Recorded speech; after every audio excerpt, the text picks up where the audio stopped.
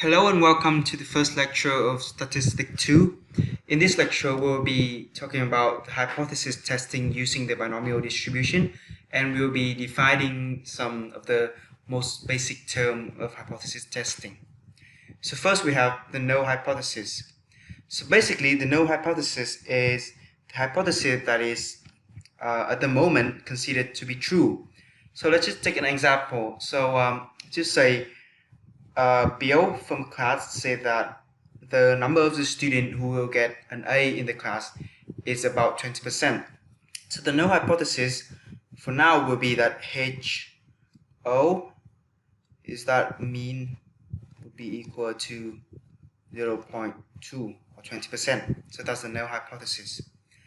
The alternative hypothesis is another hypothesis in which they claim that the null hypothesis is wrong. So let's just say another student from the class said that the number of students who will get an A is higher than 20%. So then alternative hypothesis would then be H1 with mean is bigger than 0.2. So the student said that the number of students who get an A is higher than 0.2. So this will be the alternative hypothesis. And hypothesis testing is basically the test we will use to test whether the alternative hypothesis or is it the null hypothesis that is correct. And for this topic, we'll be using the binomial distribution to test the hypothesis.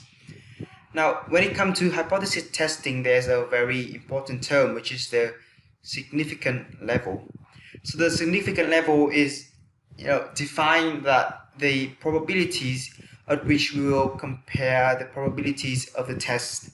So it's usually given at percentage. So let's just say using the binomial distribution, we can calculate the probability to be, some number, let's just say A. So if A is smaller than the significant level, we will accept the hypothesis, the alternative hypothesis. But if P is bigger than the significant level, we will accept the null hypothesis. So now this might seem a bit absurd, but when we start moving into example question, you will be understanding this more clearly.